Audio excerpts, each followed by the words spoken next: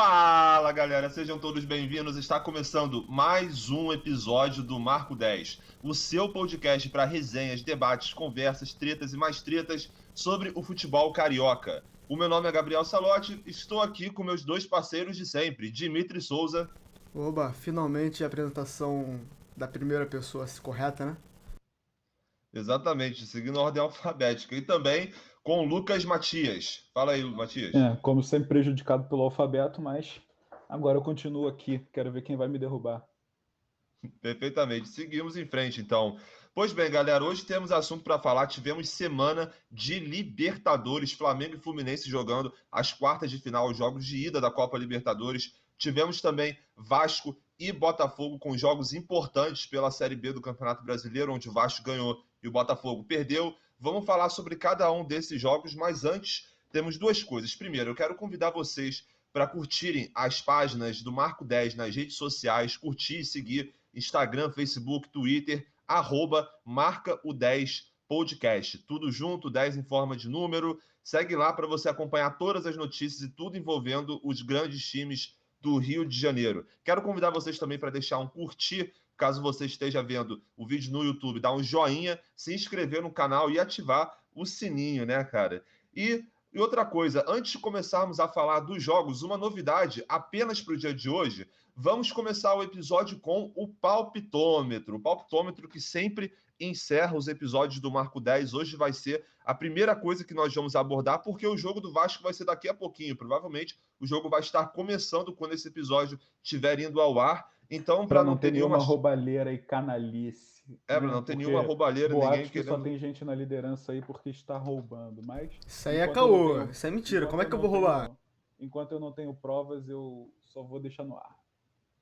Pô, tem que investigar isso direitinho mesmo. Eu também tô achando que o Dimitri tá roubando, cara. Ele fica controlando aí os placares e os resultados Pois do é. palpitômetro, e aí tem toda a chance de não ser uma coisa completamente transparente, né, cara? Com Com o Dimitri certeza, eu tenho um controlando esquema tudo. lá com os árbitros. Não, tem caô nenhum. Pois Eu bem, não Quem que duvido foi nada. 2000 perto de mim? Tem um esquema, tem um exatamente. esquema.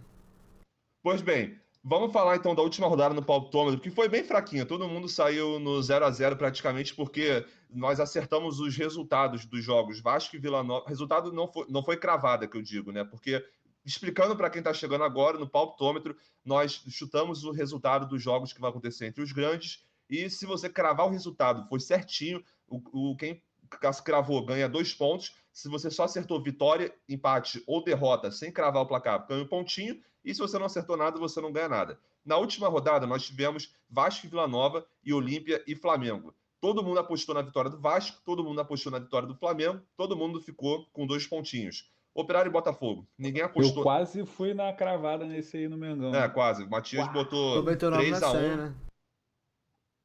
O Matias botou 3-1 no jogo Flamengo e Olímpia, foi o que mais chegou perto mesmo. Eu botei 2-0, o Dimitri botou 2-1, mas todo mundo fez um pontinho, porque todo mundo apostou na vitória do Flamengo. O Matias ficou perto de fazer 2 pontos, porque ele quase cravou, mas ele não cravou. E nos outros jogos, Operário e Botafogo, todo mundo botou vitória do Botafogo, exceto por mim, que eu botei empate. E o Fluminense e Barcelona, todo mundo. Eu e o Dimitri botamos vitória do Fluminense, o Matias botou vitória do Barcelona, no fim, foi empate. Mas enfim.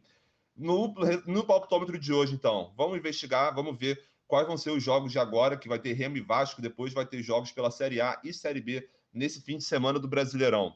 Vamos começar então, galera. Começando pelo jogo de hoje, de daqui a pouquinho, Remo e Vasco. Remo e Vasco, quais são os seus palpites?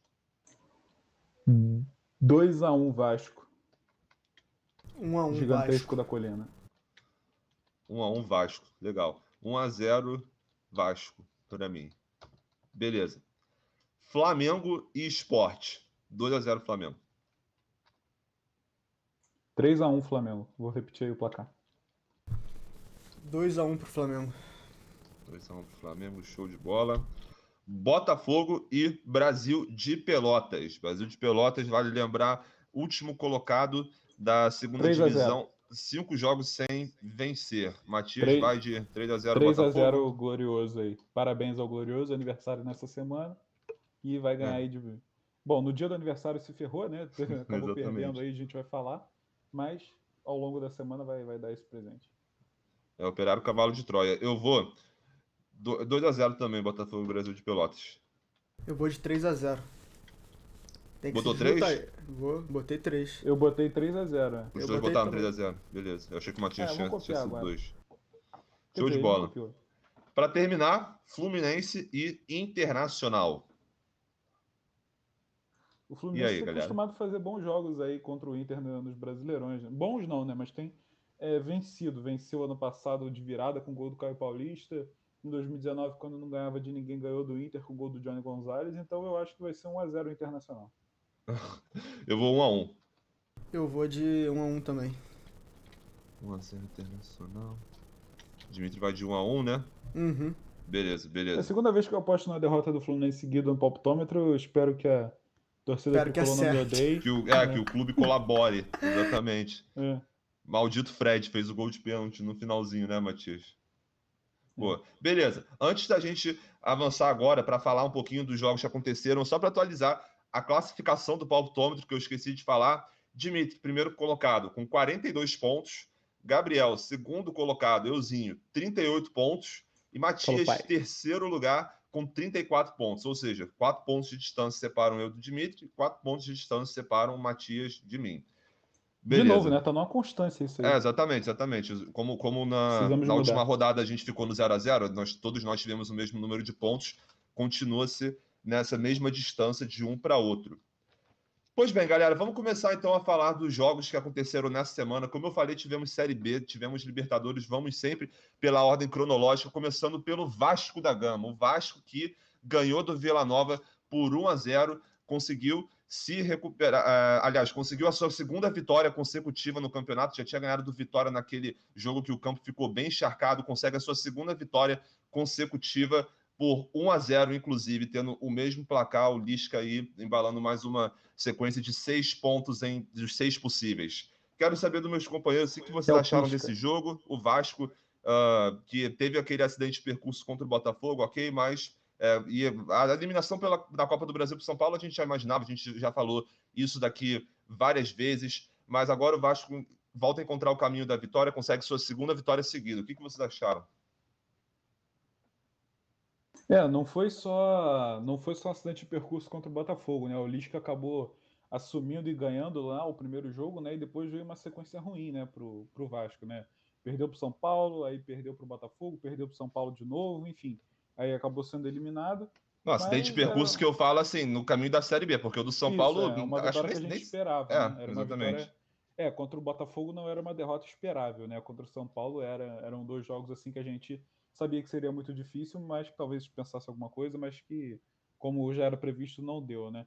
Então, essa foi mais uma vitória importante para o Lisca, para o time do Vasco, que o Vasco chegou a figurar no G4, né? Entrou por algum tempo, mas logo saiu, agora está ali de novo em sétimo lugar.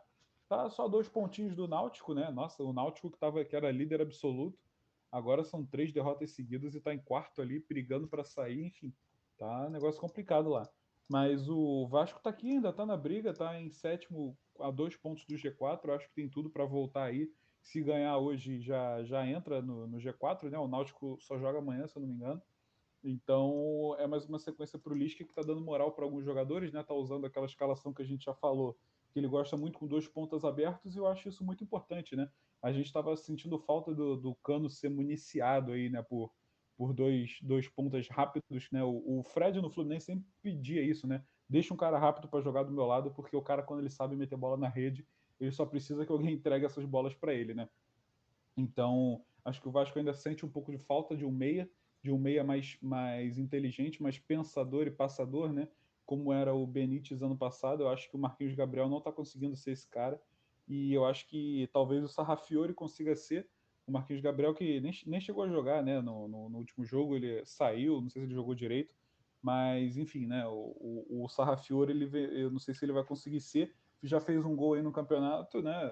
Já ajudou o Vasco, mas vamos ver se ele consegue ser esse cara mais pensador e passador, né? É uma definição aí que eu acabei de inventar que a gente pode adotar.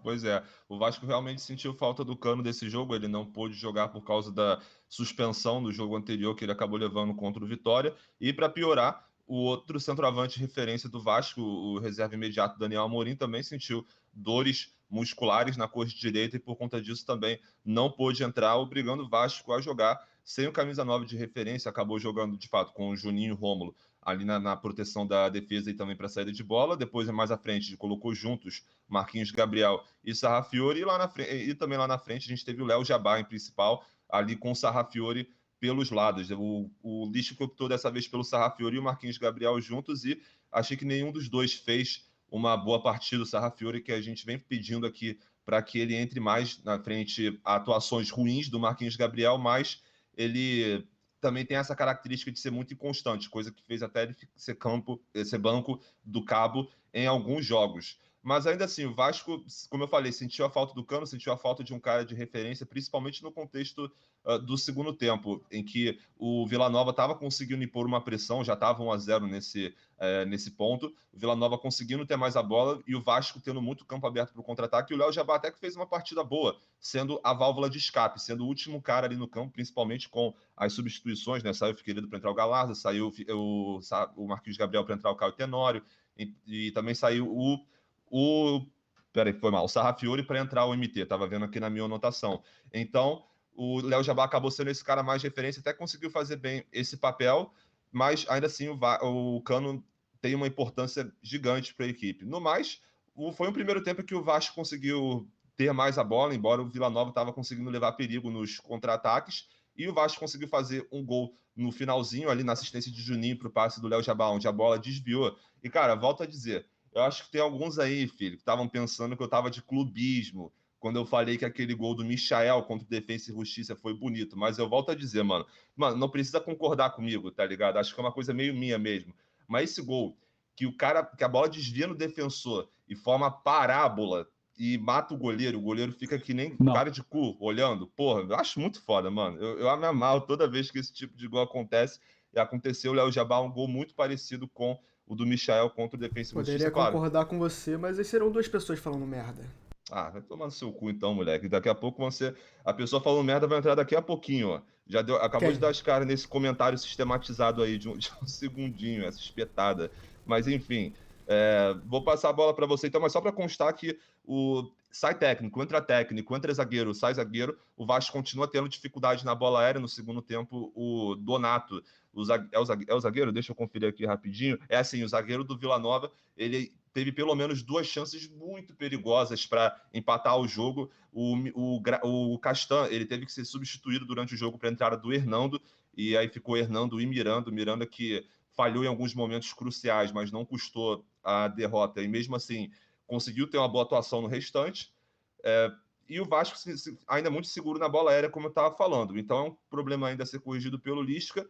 A vitória foi na base não da cília técnica, nas jogadas muito bem trabalhadas. O gol, mesmo eu achando bonito, esse gol, porra, é foda. É um pouquinho de sorte também, né, caralho? Porque ele chuta, desvia, o goleiro morre, também não tem como dizer que não é um pouquinho de sorte aí. Então o Vasco ainda tem aspectos a melhorar, mas com certeza essa sequência de 2 vitórias e trazer o Vasco de volta perto do G4 vai ajuda pra caramba nas pretensões do time do Lisca pro restante da Série B.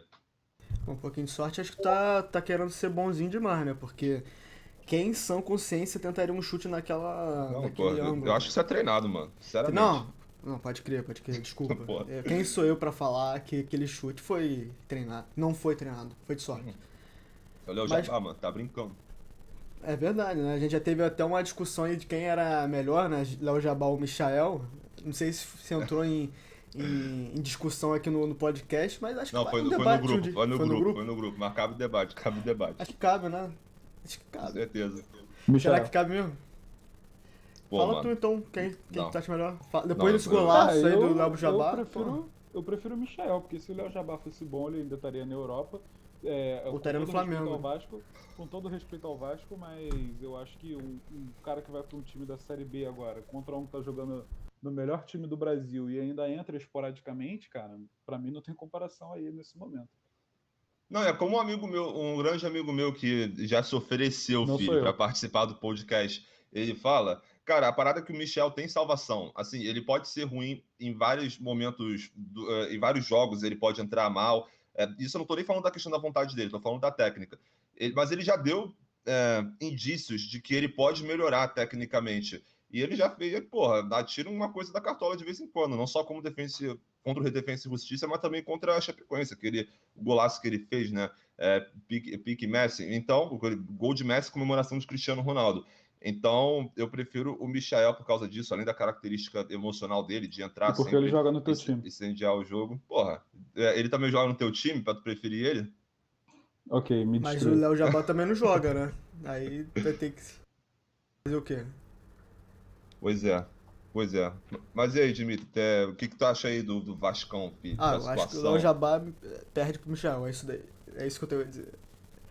Não, mas cara, tipo, o jogo foi longe de ser um jogo de qualidade técnica dos dois lados, né? O jogo acho que não sei se foi no início do jogo, mas teve um lance, não sei se foi no início do primeiro ou do segundo, que o Vila Nova começa, tem um contra-ataque lá, tem um chute que o Vanderlei espalma, aí um atacante, assim, acho que foi todo mundo marcar o atacante que fez o chute que o Vanderlei defendeu, e deixou um buraco na área pra chegada de um outro, não sei quem, Vila Nova, com todo respeito, não vou gravar quem foi, que chegou sozinho pra chutar, deu uma furada, tipo, acho que nenhum daqui teria a coragem de dar uma furada daquela, mas enfim.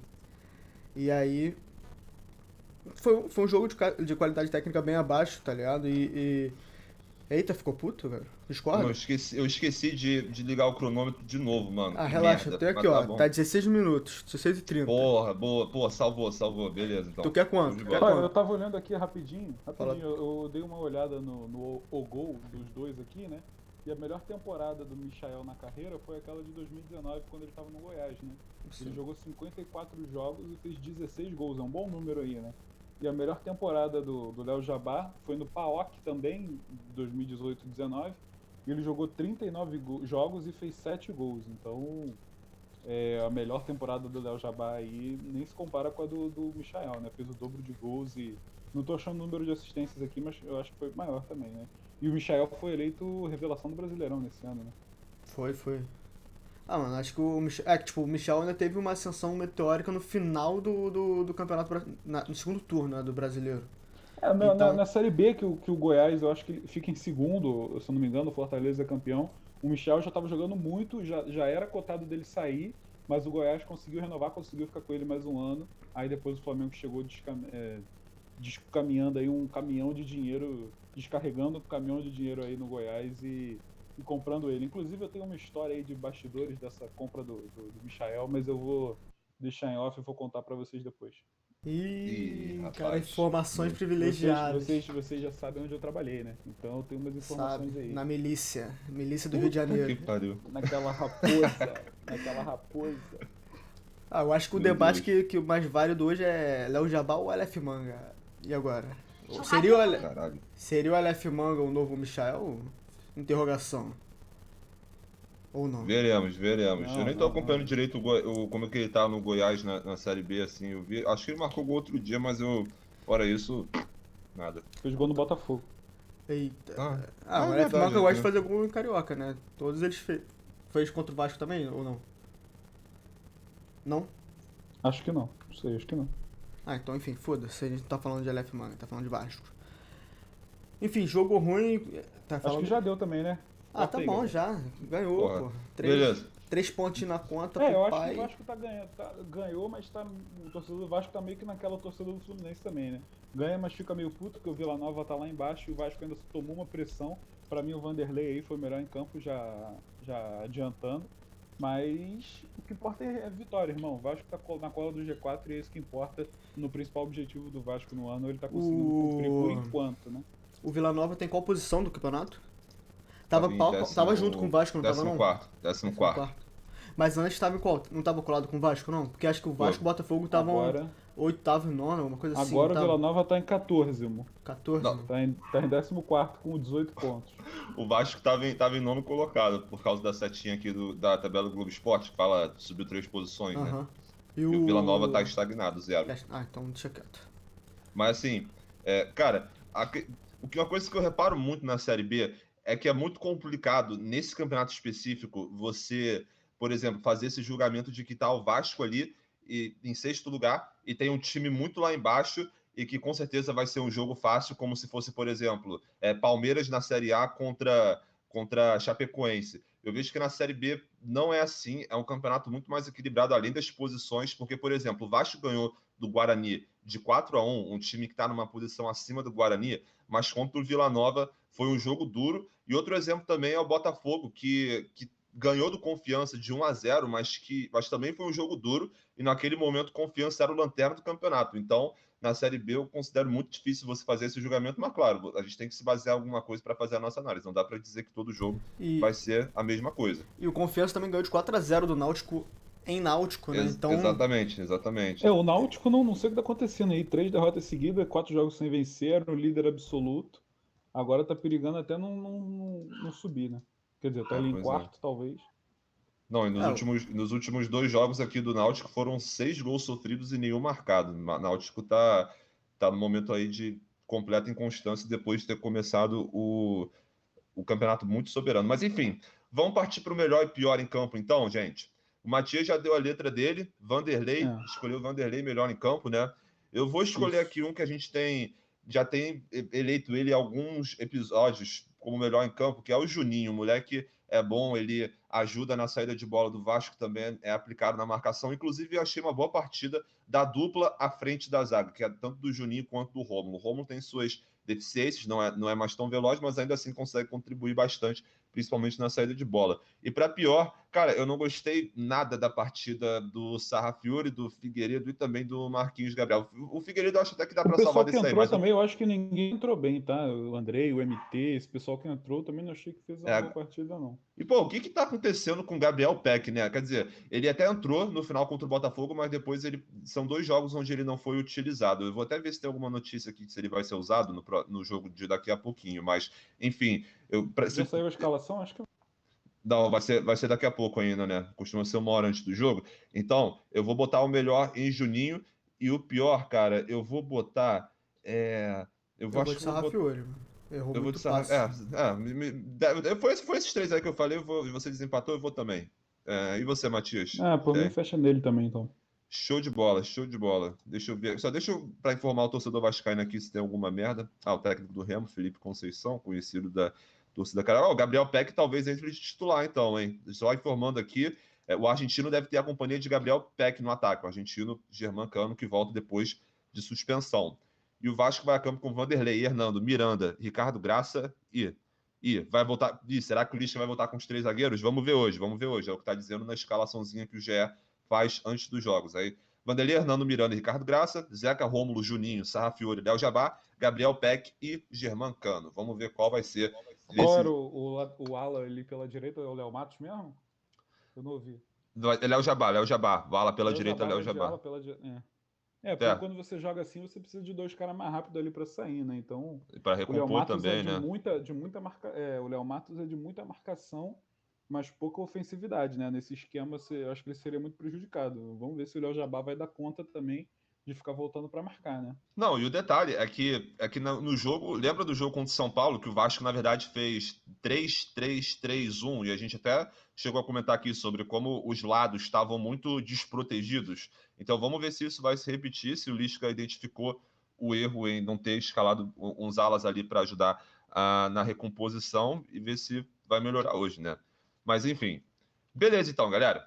Mudando de assunto, vamos falar do Flamengo. O Flamengo que tomou um sarrafo no fim de semana, conseguiu se recuperar, ganhou de 4-1 do Olímpia. E, porra, se eu tava falando nas oitavas de final, que depois dos jogos de ida, o Fluminense era o time com o pé mais ali nas quartas de final, agora é justo dizer que o Flamengo é o time que mais está com os pés na semifinal entre os brasileiros. Conseguiu uma grande vantagem lá em Olímpia, digamos assim, lá no Paraguai, e volta para casa podendo perder, até por 3-0 que se classifica, né? E aí, galera, o que vocês acharam dessa partida? O Flamengo que mais uma vez Flamengo classificado, dar as caras.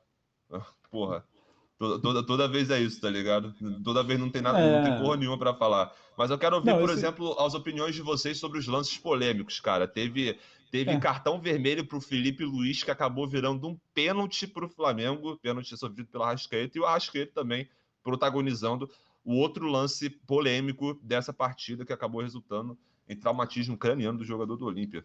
Não, o juiz, depois que ele fez essa merda aí de expulsar o Felipe Luiz, depois voltar e dar o pênalti, depois disso aí ele ficou completamente perdido. Ele perdeu o jogo, ele não sabia mais o que fazer. Isso do pênalti foi depois do lance que ficou parado, né? Que o Arrascaeta deu Isso. lá o soco.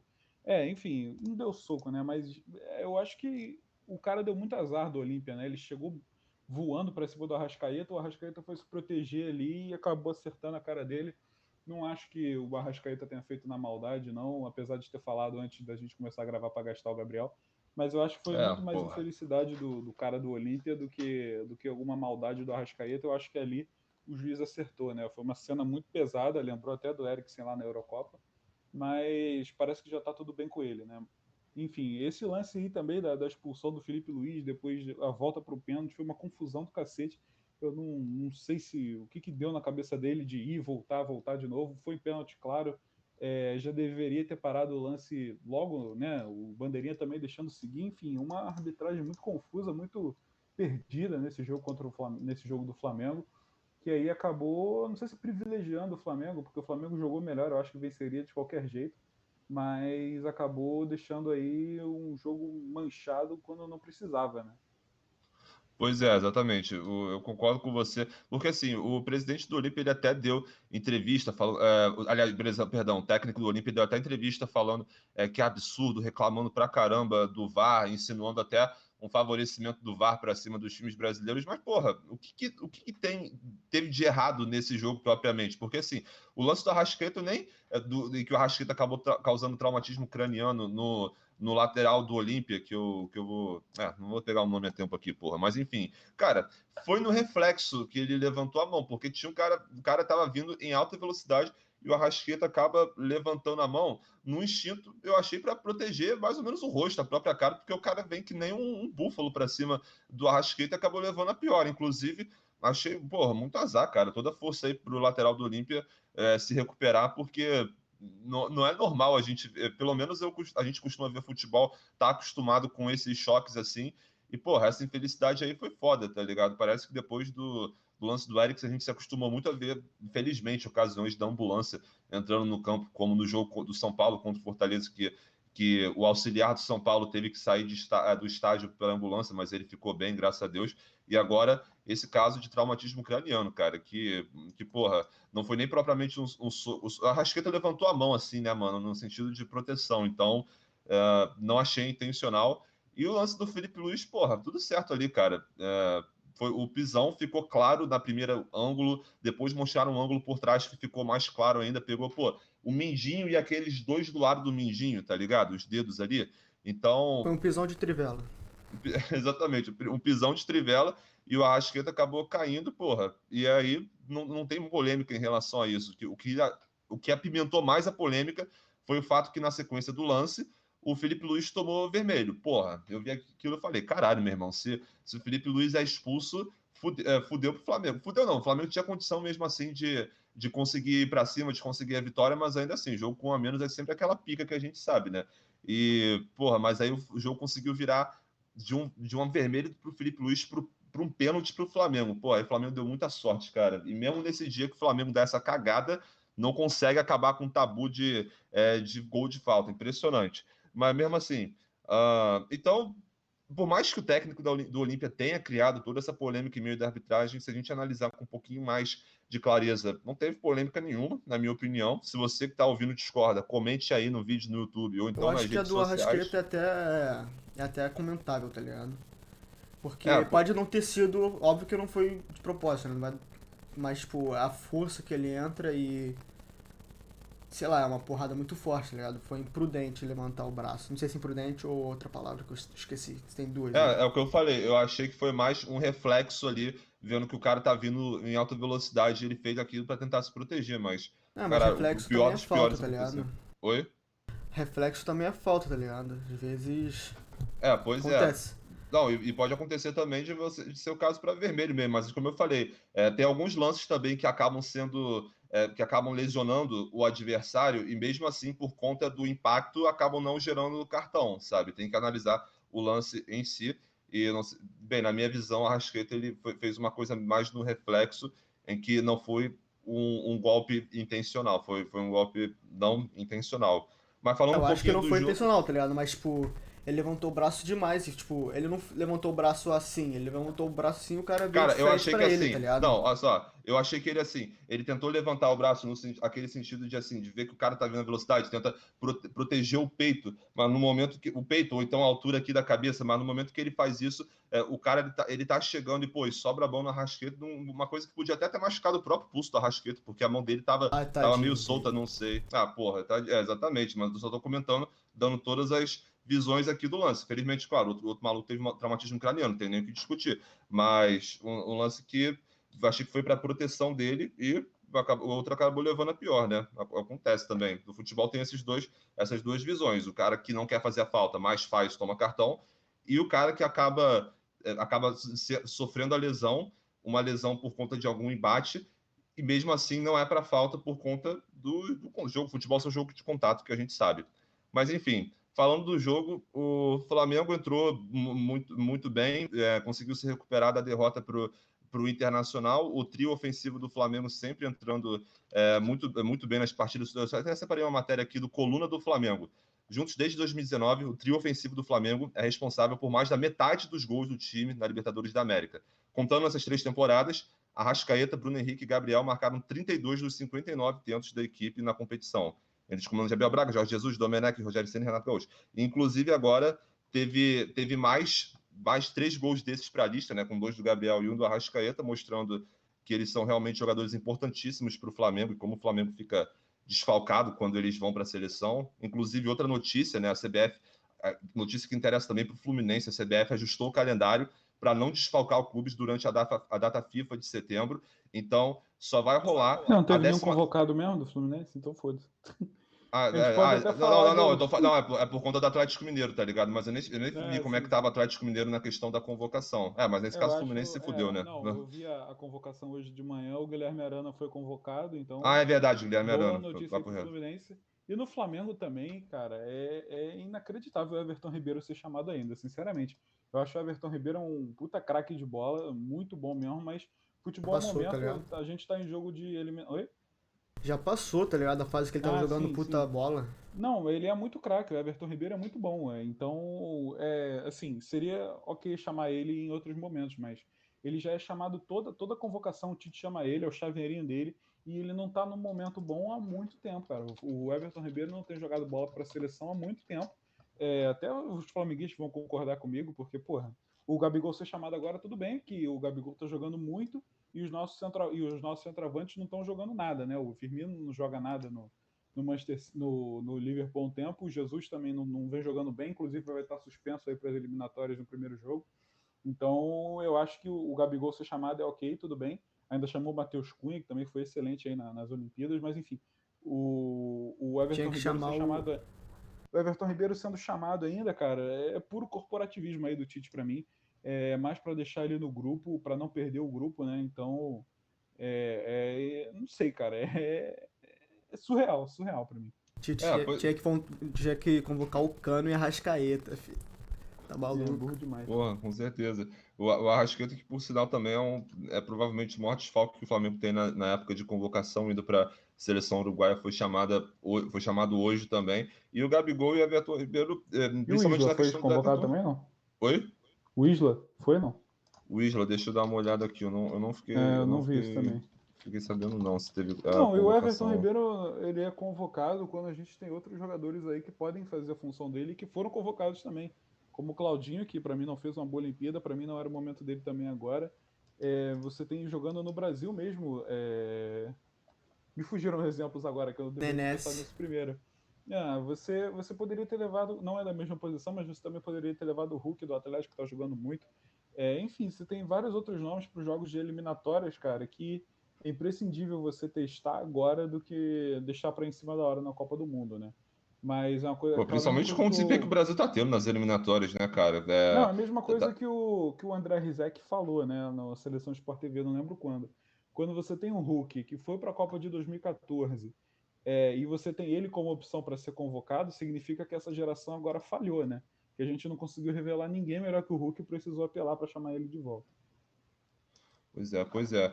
Pois bem, é só para concluir o que eu estava falando do jogo mesmo, o Flamengo conseguiu fazer uma partida mortal. Em vários momentos a marcação não foi aquela pressão que a torcida está acostumada. Inclusive, isso é uma característica do Renato Gaúcho que a gente já conversou, de abaixar um pouquinho a marcação, deixar as linhas um pouquinho mais baixas, mas é mortal no contra-ataque. Isso é estatística. O Flamengo é o time do Campeonato Brasileiro que mais converte contra-ataques em finalizações. Não estou falando que é o melhor contra-ataque do Brasil, estou falando que é um fato estatístico. E o Flamengo conseguiu se fazer valer disso muito bem, em especial em vários momentos com o Gabigol voltando para o meio e abrindo espaço para a Arrascaeta, e até assim surgiu o primeiro gol, mas vários lances parecidos no decorrer da partida.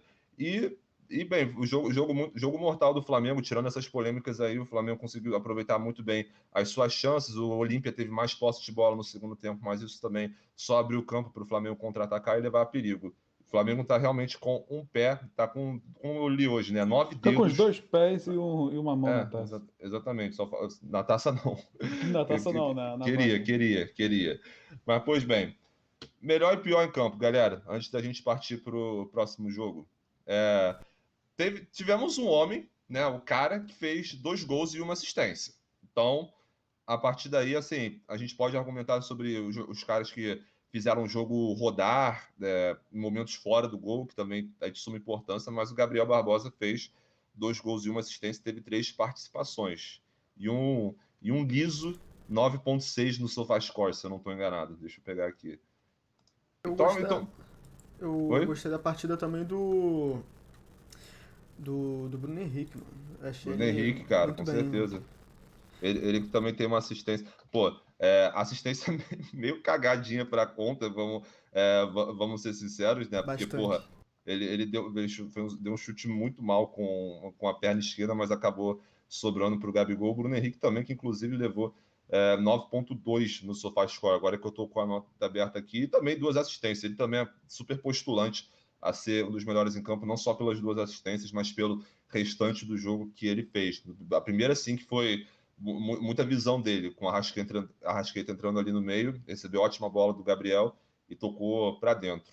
Mas eu vou ficar com o Gabriel mesmo, se vocês Não, também discordarem. vou com o Gabriel Barbosa, hein.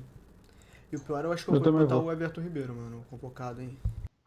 Everton Ribeiro, pior em campo. Eu não gostei da partida do Isla também, mano. Esse lado direito, mais uma vez, voltando a ser um problema para o Flamengo, porque os dois realmente não tiveram uma boa atuação. O Everton Ribeiro apagaram na maior parte do tempo e o Isla não conseguindo ajudar tanto no apoio quanto na defesa. Inclusive, o gol do Olímpia sai nele, só que assim, foi um erro assim generalizado, é aquele erro tipo assim, efeito dominó que acaba fodendo tudo. Se tu for ver, quem tá batendo mosca ali, quem tá viajando é o Léo Pereira, porque ele tá ali não marcando ninguém.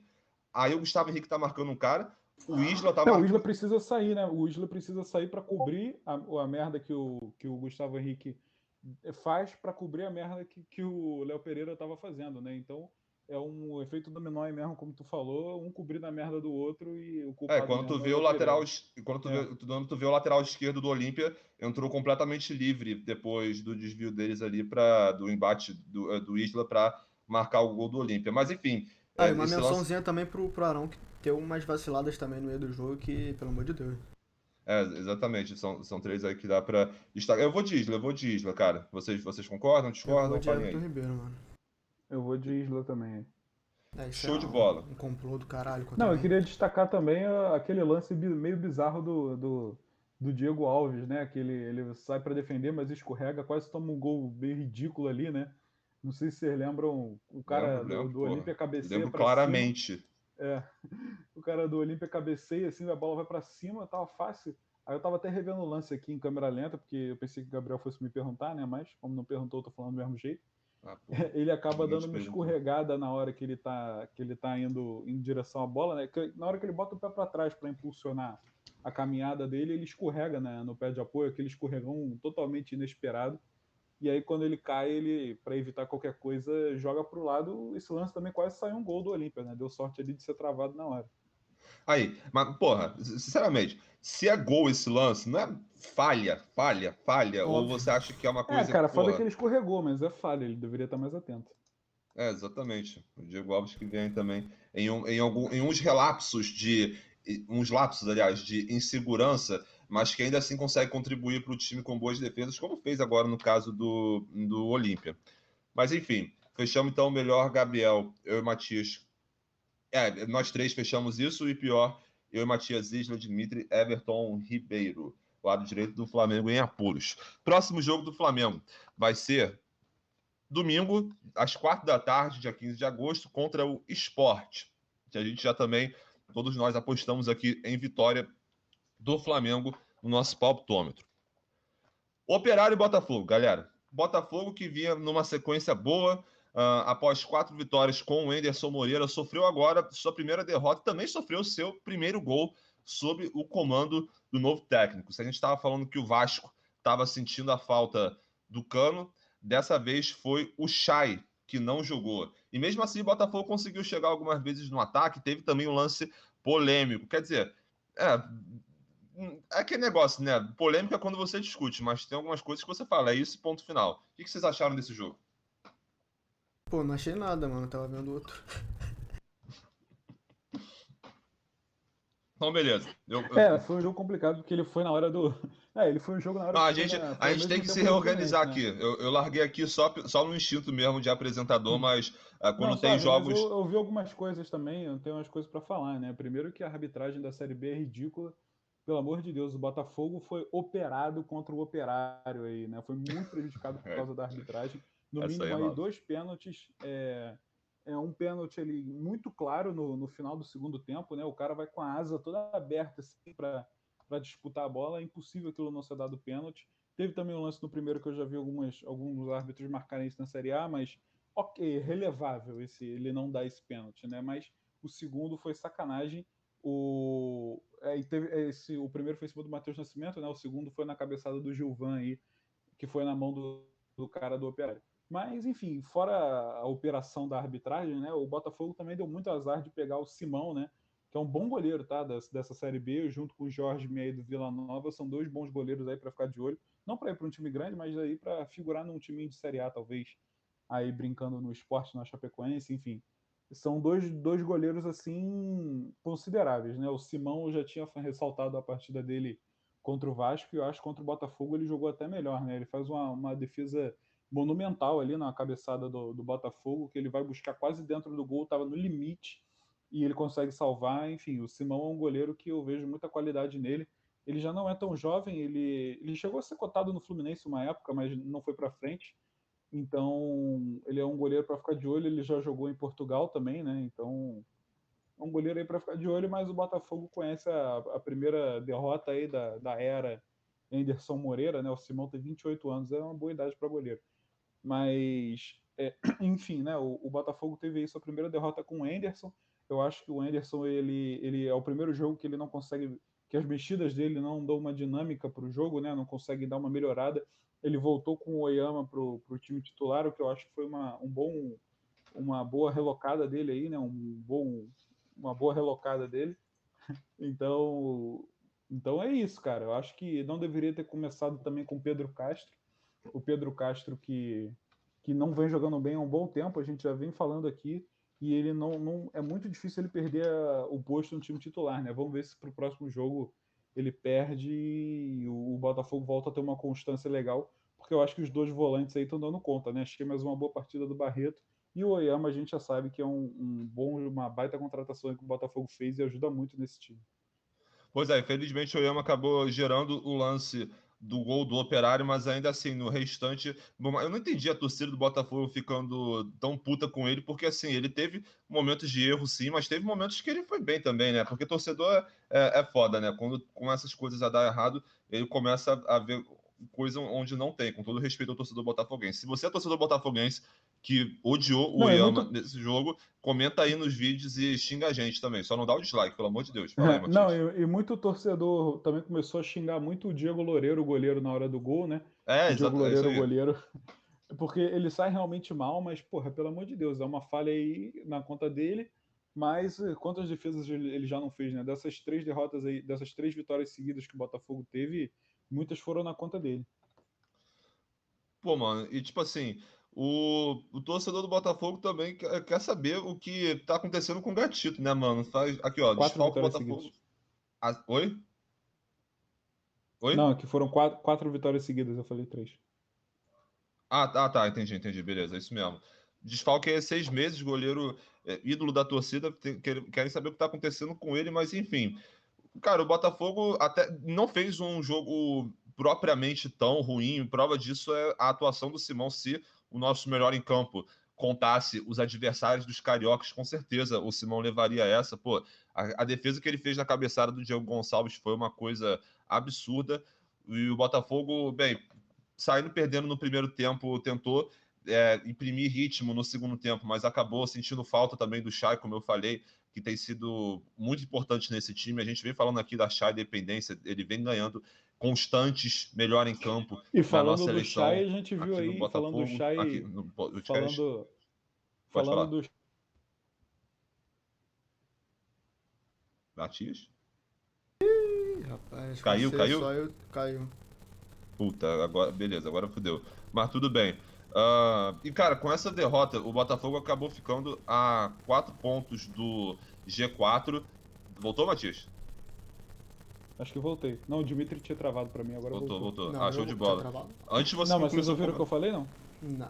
Do Pera, o que Chay? você tá. Não ouvi. Começa do início, por Não, favor. falando de convocação aí de seleção brasileira, o Chay aí tá numa suposta lista de suplentes, né? Teria vazado aí uma lista de suplentes do Tite e o Chay tá nela, né? Eu cravo que é Supostamente. impossível isso. Impossível. Não sei, né? Vai que. Vamos ver. Vai que, pois é.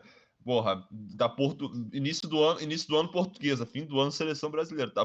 Porra, trajetória dos sonhos, parece ser uma outra carreira.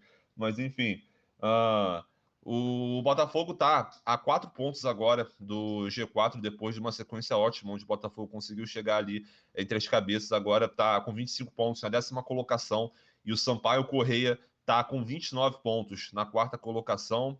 Nada de ter arrasado algumas rodadas, sim, no final do Chamusca. A gente estava ficando aqui com medo de que o Botafogo fosse postulante, que nem o Cruzeiro, a ser candidato ao rebaixamento, mas não vai ser isso, pelo visto. O Botafogo, mesmo perdendo para o Operário, conseguiu ter algum volume durante o jogo, e mesmo também sem o Chay, com uma partida onde o Diego Gonçalves foi um dos principais a tentar. E basicamente com uma certa falha ali do Diego Loureiro, mas sem incriminar ele, o cara fez boas defesas nos últimos jogos. O Botafogo vem aí para fechar o segundo turno contra o Brasil de Pelotas, o último colocado da competição, que não ganha há 5 jogos, e ver se o Botafogo consegue essa recuperação. Depois vai ter o jogo contra o Guarani, como o Matias até lembrou no último podcast, perdeu de 4-1 para o Vasco. Então, o Botafogo acabou tendo esse acidente de percurso, mas pode ser que se recupere nas próximas rodadas para voltar a figurar entre os postulantes ali pelo G4.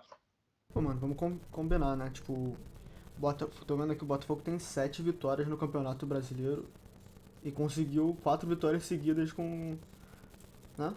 Com o Anderson. E, Sim, senhora. sim, senhora. E, cara, mano, foram 4 vitórias. Ou seja, tipo, dos 7, né? Mais da metade das vitórias foram conseguidas aí nos últimos 5 jogos. Então, porra, a sequência do Botafogo continua sendo muito boa. Não tem do que falar.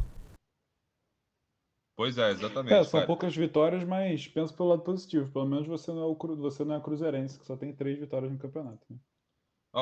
3 vitórias, porra, ainda sem perspectiva. Eu não tô acompanhando tanto 3 o vitórias e 6 Cruzeiro. derrotas. Eu não tô acompanhando tanto o Cruzeiro agora com o Luxemburgo, vi aqui que eles estão invictos pelo menos a 4 jogos, mas esses 4 jogos são uma vitória em 3 empates. Mas, porra, o Cruzeiro ainda tá em 15º a 3 pontos do 17º colocado. Botafogo, se ganhar o jogo contra o Brasil de Pelotas, já volta a encostar, já deve subir ali para uma 8ª colocação, 7ª, O talvez. Cruzeiro tá a 13 pontos do G4, né? O Botafogo tá só a 5. Como é que é?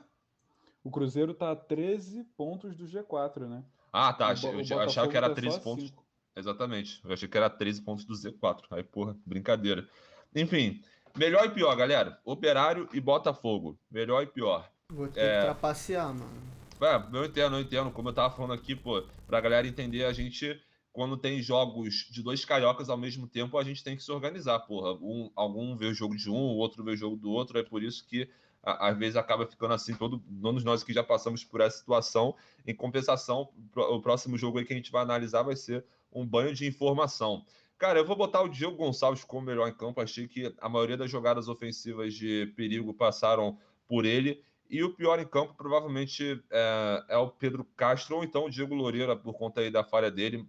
Eu não lembro de outras grandes defesas que ele fez. Ah, não, teve uma no final, se eu não me engano, que foi o contra-ataque do Operário. Mas, enfim, eu coloquei aí Diego Gonçalves e Pedro Castro, o Diego Gonçalves como melhor e Pedro Castro como pior. Mas, de modo geral, mesmo que o Botafogo tenha conseguido imprimir algum ritmo, os destaques individuais acabaram sendo acobertados frente a alguma atuação não tão boa de uns. Por exemplo, o Oyama fez uma partida boa em alguns aspectos, mas em outros lances também errou. Aí, por conta disso, que eu vou deixar o Diego Gonçalves como melhor em campo aí. E o pior, Pedro Castro. Bom, Eu vou com você. eu vou ter que ir com alguém mais confiável, né? Que não faz complô contra mim. Eu vou ter que confiar no meu amigo SofaScore aqui, botar o Luiz Oyama como melhor em campo e o Barreto como pior. Pô, não, aí o melhor, o SofaScore é porque, pô, o Luiz Oyama deu um passe pro lado e o cara isolou a bola no chute, assistência para finalização. Subiu a nota, entendeu? É isso, é Mas- isso. Não, mas enfim, e tu, Matias? Fala pra mim. Pera aí, qual é o teu pior, Dimitri? Deixa eu só conferir aqui qual foi meu pior. Tá, Foi o Barreto pior. Uhum. Muito ruim. Ó, Terrível.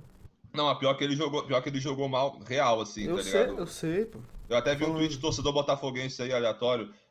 Essa foi a pior partida do Oyama no Botafogo e mesmo assim foi melhor que o Barreto, entendeu? Então, porra, é isso aí. E tu, Matias? Não, vou te acompanhar aí. Vou de Pedro Diego, Castro e o outro lá que tu falou que é o melhor. Diego Gonçalves. Show de bola, então. Botafogo e Brasil de Pelotas. Domingo, 15 de agosto, 6h15 da noite. A gente vai ter dobradinha carioca mais uma vez para esquentar o domingão, hein? Flamengo Esporte 4 horas, Botafogo Brasil 6h15, Fluminense Inter 8h30. Que delícia, hein?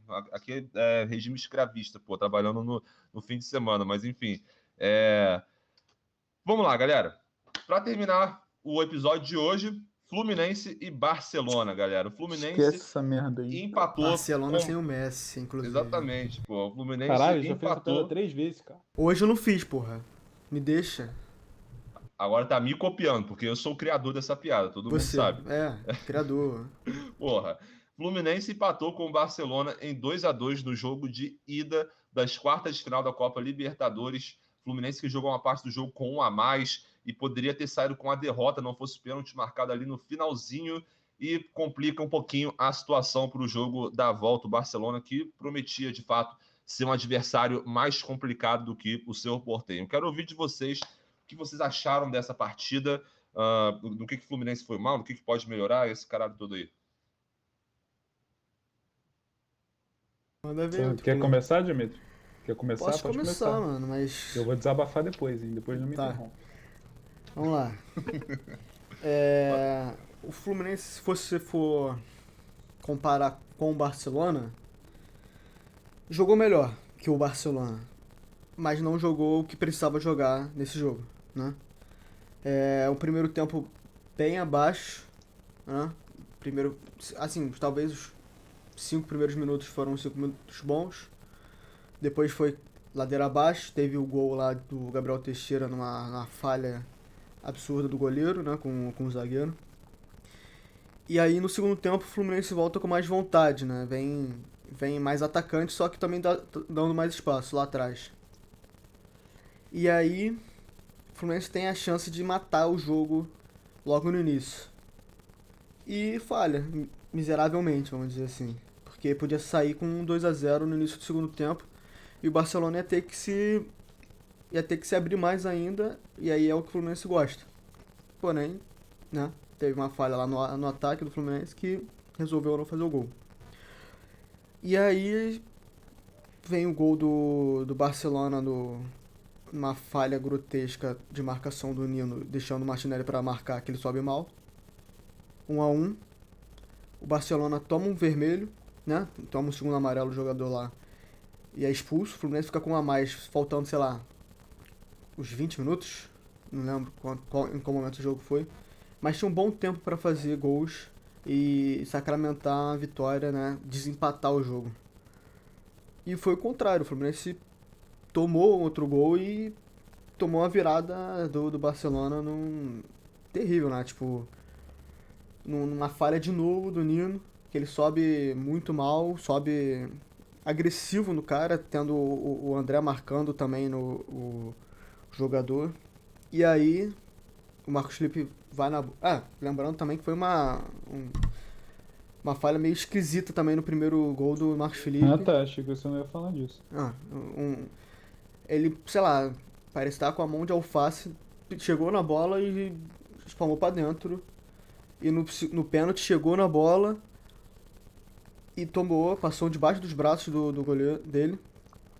E aí o Fluminense, sei lá, parece que foi aquele negócio do Deus nos ajude porque a gente não vai se ajudar, tá ligado?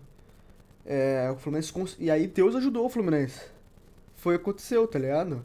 O Fluminense conseguiu achar um pênalti que, porra, acho que nem o mais adepto da fé conseguiria acreditar, tá ligado? E o Fluminense conseguiu talvez se colocar de volta na competição, mas ainda tendo um trabalho muito difícil para conseguir na volta lá em Barcelona, né? Lá em Guayaquil. E, bem, o Fred que fez um jogo terrível, terrível, um jogo muito mal, muito ruim, foi lá e conseguiu empatar, né, o jogo pro Fluminense que não sei, cara, não sei o que esperar desse Fluminense, sinceramente. Olha só, eu tava vendo aqui, é certo dizer que a última atuação, assim, convincente do Fluminense foi contra o seu Portenho Sim, na ida? Porque de lá pra cá teve, vamos lá, Fluminense Grêmio 1x0 Grêmio, Palmeiras 1, Fluminense 0, Criciúma 2, Fluminense 1, Fluminense 3, Criciúma 0, Fluminense 1, Cerro Porteño 0, América Mineiro 1, Fluminense 0. E esse jogo de agora. A última atuação convincente foi na ida contra o Cerro Porteño? eu acho que foi, mano. Cara, Convincente, eu sim. nem diria que foi uma partida convincente, eu diria, porque muita gente lembra aí do final do primeiro. Muita gente não lembra do final do primeiro tempo que o Fluminense toma uma pressão absurda, Não, assim. toma, mas aí foi um Se espaço, o gol na minha do. opinião, um espaço de 15 minutos no intervalo de 90, sabe? Porque nos Não, mas outros no segundo 90, tempo ainda dá uma perdida no gás depois que volta, assim. Foi com certeza a última boa partida, mas ela ensina uma partida constante de nível alto, assim. pô, Se o então eu vou ter que ir Fluminense. mais atrás para buscar essa partida. Não, pra mim, essa última partida em nível alto talvez tenha sido contra.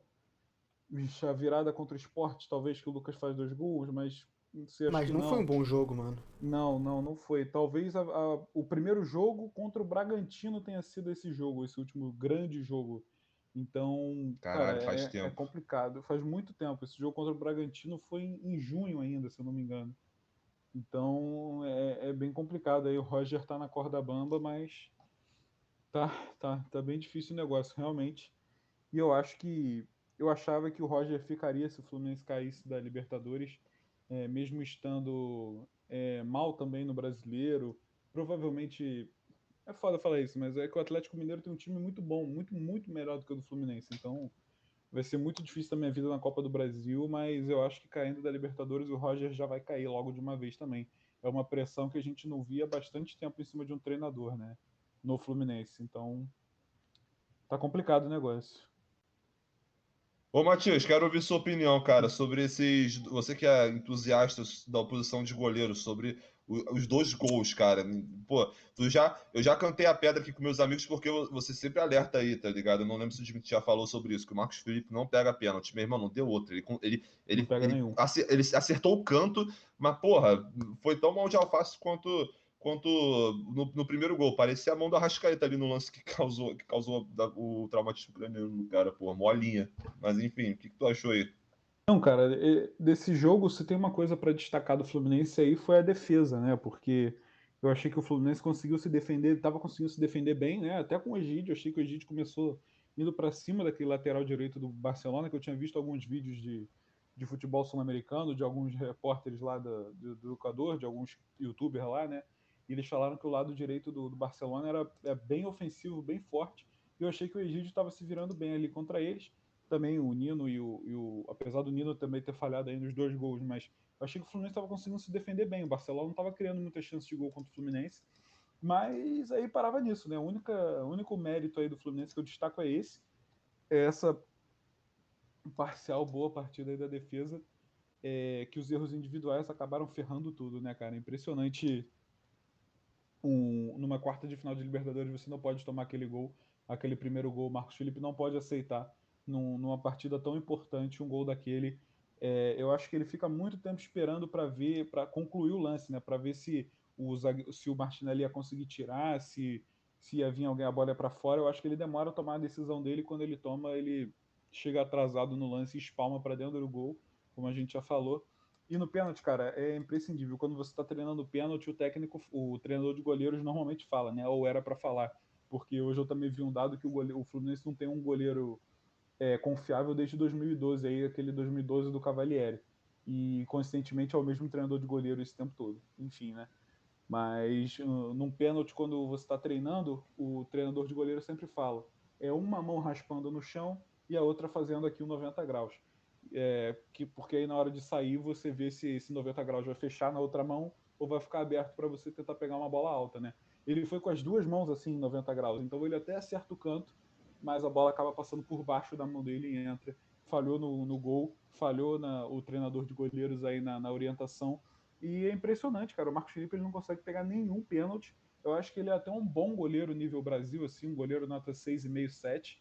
Mas, cara, isso de não pegar nenhum pênalti é impressionante, cara. Eu acho que ele pegou um no Campeonato Carioca contra o Boa Vista também, no jogo horrível, mas foi muito mais mal batido do que mérito dele. Então, é impressionante e numa competição tão importante você precisa ter um goleiro que pelo menos garanta um defendido de três. Sabe, se você for pegar as estatísticas aí, provavelmente os 7 ou 8 pênaltis seguidos aí, últimos, entraram contra o Fluminense. É a nossa única esperança é que o cara bata para fora hoje. Então, é impressionante. Eu acho que você precisa ter um goleiro mais experiente, mais qualificado aí, se você quiser ir longe na Libertadores. Eu acho que agora o Fluminense não tem. Marcos Felipe ainda não é esse cara. Apesar dele ter esperado tanto tempo para ser titular do Fluminense, eu acho que ele ainda é um nível abaixo dos goleiros top do Brasil e dos goleiros bons do Brasil. Eu acho que ele não está na mesma prateleira. Mas é o que o Fluminense tem. Ele é um goleiro que, para o Brasileirão, eu acho que é ok você passar com ele. Mas se você quiser almejar voos maiores, você precisa de alguém melhor. Mas, falando do jogo em si, né, a gente teve um Fluminense sem criar nada. O Fluminense não sofria muito contra o Barcelona, mas também não criava. Teve o gol na falha individual dos caras também. O goleiro deles saía muito destrambelhado também. Outro destaque negativo deles aí, o goleiro toda hora saía errado. Ele quase fazia falta no próprio companheiro, né? Impressionante. Muito ruim. O Dimitri foi embora? Aproveitar. Se eu tivesse que apostar dinheiro, seria pra ele pegar a pizza aí. Ou Não, pra ele não. beber no copo dele. Não. Não, não, não. Foi só estalar as Porra, cortes. ah. Enfim, Não, eu já tô acabando, pode ficar aí. O, a gente não pode se basear sempre nessa que a defesa vai tirar tudo, porque às vezes tem esses erros individuais, né? Um zagueiro do nível do Nino não pode cometer aquele pênalti, tanto que depois do jogo até postei lá no Twitter, porra, Nino, logo você não, cara, porque ele é um dos caras que você não espera que façam isso. Eu acho que ele chega muito atrasado no lance e é um pênalti claríssimo. Infelizmente aconteceu. E aí o Fluminense ficou dependendo de Deus mesmo, e Deus mandou ajuda aí, né? Que nem o Dimitri falou. Um pênalti meio mascarado aí, que eu acho que alguns árbitros não marcariam, esse marcou. Talvez se o jogo fosse lá no Equador não fosse marcado esse pênalti, mas ainda bem que foi marcado aí. O Fluminense consegue dar uma respirada, vai chegar aí no Equador com uma missão muito Não, difícil, muito, e muito teve outro difícil. pênalti antes, né? Do lance que foi propriamente pênalti. Só que aí, quer dizer, Hum. depois provavelmente o árbitro iria ver no VAR e confirmar que a bola bateu. Foi no Sim, braço, né? Do bateu cara, na do cara mão, do cara, do, mas o do pênalti que foi Barcelona. marcado foi do chute no pé do Abel, né? Exatamente, exatamente. O, Que e eu o, acho que, na minha opinião, não tem polêmica. Na minha opinião, foi pênalti mesmo, entendeu? eu também foi, mas aí também fico com o coração um pouco clubista falando. Eu acho que alguns árbitros não marcariam esse pênalti, mas também outros Aham. marcariam. Enfim, é um lance que dá pra gente debater. Enfim, também não tem como o Fred jogar mais 90 minutos. O Fluminense terminou o jogo com os dois aí, com o Fred e com o Abel. Acho que o Roger falhou nisso. O Abel entrou dando mais volume, que é o que a gente pede, né? Que é o que ele faz, que é o que faz ele entrar na maioria dos finais de jogos, né? Porque o Fred não aguenta dar esse combate. Enfim, o Roger está um pouco perdido. Hoje a gente viu teve uma pequena polêmica aí do Casares que postou uma parada no stories do Instagram, né? Provavelmente ali a gente prevê que é uma indireta para o Roger, né? Postando aquela frase, né? Um líder ensina sem humilhar, não sei o que, essas paradas. Ele Que postou isso no story, caralho. é muito. Talvez tenha acontecido alguma coisa no vestiário que a gente não sabe, nunca vai saber, né? Mas parece que o Roger perdeu o grupo, ele já não tem muita moral com os moleques, né, da base. De novo, o Roger botando o Luca no jogo. Porra, se você quer ser campeão da Libertadores e você coloca o Luca numa semifinal, numa quarta de final, cara, tá tudo errado. O seu planejamento deu errado. Não tem como o Luca entrar num jogo de Libertadores tão importante como esse. Mesmo a gente estando com o Caio Paulista machucado, ele sendo a terceira opção de reserva, não tem como. Você precisa ter um elenco mais recheado e o Fluminense não tem, né? Enfim, ficou muito complicado. Ainda dá, esse time do Roger costuma crescer em jogos importantes e imprescindíveis, quando tá todo mundo duvidando e achando que não vai, esse time aí vai. Vamos ver se vai ser assim contra o Barcelona lá no jogo de volta, né? Missão muito difícil. Eu acho que o Fluminense nunca teve tão nas cordas como tá agora na temporada. Não, a parada é muito o gol fora também, né? Porque assim, É. o Para Fluminense ficar vai. tranquilo no embate aí, o Fluminense precisa pelo menos fazer 2 gols lá no Equador. Para ficar Exatamente. minimamente Mas o tranquilo. Fluminense vai ter que. Vamos ver quem é que vai querer propor o jogo na volta, né? Se vai ser o Fluminense que de fato precisa do resultado, ou se vai ser o próprio Barcelona querendo aumentar a vantagem que tem. Mas se o Fluminense, se ficar a cargo do Fluminense, propor o jogo, ter mais a bola, criar chances, e o Barcelona apostar no contra-ataque, é um cenário que a gente sabe que o Fluminense não costuma se virar muito bem, não. Pois bem, pô, destaque também, eu tava lendo o texto do PVC que ele deu um grande destaque para aquela chance, né, cara, perdida entre o Gabriel Teixeira e o Fred, onde o Gabriel Teixeira meio que dá aquele escorregão e aí depois ele tira do goleiro e aí toca pro Fred, a bola passa um pouquinho do lado da cabeça do Fred. Ele Porra, tenta esse lance. passar ali e fura, né? Na hora que assim que ele Exatamente, recebe a bola, exatamente. ele tenta passar e fura, mas ainda acaba virando um drible no goleiro, mas aí ele cruza errado pro Fred. Pois é, aí Foi nesse um lance ainda contra-ataque tava. de 4 contra 3, né, mano? Não pode perder isso. Ainda tava 1-0, poderia ficar 2-0, deixando o Fluminense bem mais tranquilo, com certeza mudando os rumos do jogo. Melhor e pior, galera? Vamos lá, deem seus palpites, deem suas opiniões. Quem foi o melhor e quem foi o pior em Fluminense e Barcelona? Cara, é complicado, mas assim, não tem como você falhar nos 2 gols e não ser eleito o pior em campo. Então eu vou ir pro Marcos Felipe. Mas o Nino também falhou nos 2 gols, né, Ah, mano? mas eu acho que a falha do Nino ela é um pouco menor no primeiro gol, cara. Ele chega um pouco atrasado, ele falha muito em marcar aquele pênalti, mas no primeiro gol eu não jogaria muito ele, não. O Marcos Felipe também não teve nenhuma defesa pra se salvar também. Bem, eu posso listar alguns, né? O Luca também foi muito mal, entrou, porra, Luca. E o Fred também, eu achei, se o Fred não fizesse aquele gol, eu acho que ele era um dos postulantes aí, a pior. Mas acho que eu vou te acompanhar no pior como Marcos Felipe. O melhor, mano, eu Vai acho que ser difícil. eu acho que eu vou Eu acho botar que o Luiz Henrique, mano. eu iria no Biel, mano. Apesar dele ter errado aquela assistência, né? Eu acho que ele tava fazendo um bom jogo e fez um golzinho lá que pode ajudar, né? Eu achei o Luiz Henrique bem, sei lá se bem, mas sei lá, ele tava tentando bastante, tá ligado? Tava errando bastante, mas tava conseguindo. Era o único cara que tinha saída com drible, tá ligado? Do time. O Gabriel Teixeira também fez o gol, mas eu acho que vou botar o Luiz Henrique aí como melhor. Vai ter complô contra o Dimitri, filho. Por conta do critério do gol, dos gols, aliás, eu vou dar pro Marcos Felipe o pior e pro Biel também o melhor em campo. Mas com Só para abertura constar também. aqui, a mensagem do Casares ainda tá lá no Stories, né? Elogia em público e corrige em particular, um sábio orienta sem ofender e ensina sem humilhar. Aí logo depois ele postou também uma mensagem escrita. A mensagem anterior não é direcionada a ninguém do Fluminense, né? No clube todos são transparentes e trabalhamos com um Ah, dos melhores ambientes. Vamos em busca da classificação no peraí, próximo cara. turno. Cara, mas é direcionado a quem então, tá ligado? Porra, Exatamente. com certeza. Nossa, mano. Pelo visto É tá dando merda mesmo, cara. Isso aquela aí tá me mensagem que a bem. assessoria manda ele postar, né? Isso aí tá me parecendo muito, tipo, o Rogério Ceni nos últimos dias no Flamengo, tá ligado? Alguns indícios ali de que o elenco tava insatisfeito com o método de trabalho e, porra, isso acaba sendo um puta motivador pra técnico sair, Eu mano. tenho, O Principalmente Nenê já aliado muito a... medo, eu tenho muito medo de quem o Fluminense vai trazer, mas eu acho que vai ficar com o Marcão provavelmente. Se não ficar, cara, eu acho que o Fluminense não tem bala aí pra trazer um treinador muito melhor, não. A gente já teve também o Nenê saindo puto no jogo contra o América Mineiro. Teve a entrevista do Fred lá no jogo contra o Cerro. Depois de uma classificação, parecendo que a mãe dele tinha morrido, tá ligado? Porra, sei lá, acho que o clima Não, e não muita tá dos gente não melhores, tá lembra, ligado? no começo da temporada, o Michel Araújo, ele sai depois do Fluminense emprestado, né? Ele tá lá no time do Odair Helman na Arábia, né? No Al Wassel, e ele sai porque ele teve um atrito com o Roger, né? Então a gente já vê que desde o começo o Roger, ele tá num grupo, ele tá com um grupo meio perdido aí, né? Pois é, aguardando cenas dos próximos capítulos. Gente, como hoje o palpitômetro foi no início do episódio, agora estamos Relembra aí chegando... quais foram os palpites. Beleza, então, relembrando aqui para Bota lá quem, no zap para já. quem Fica de viajou olho. no início do episódio, eu vou lembrar aqui: Remo e Vasco.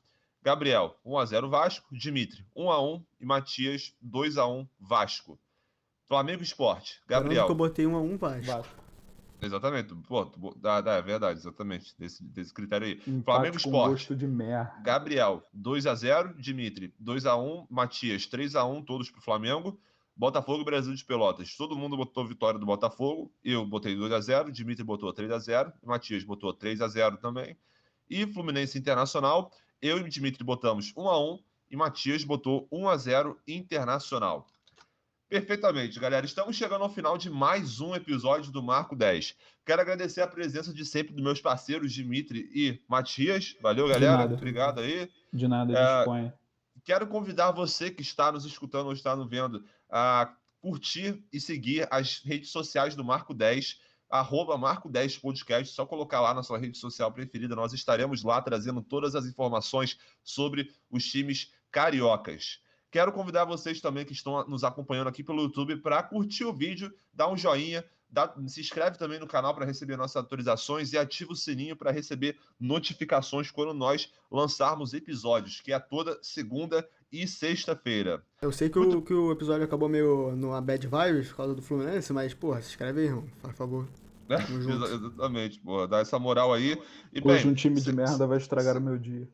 Meu Deus do céu. Segunda-feira estamos de volta, se Deus quiser, com um astral melhor. Vai ter rodada no fim de semana. Vamos analisar tudo o que vai acontecer nessa rodada da Série A e da Série B. Não Então, fala gente, comigo, muito estou obrigado por ter nos escutado ou ter acompanhado aqui no YouTube até agora. Um abraço e até a próxima. Valeu!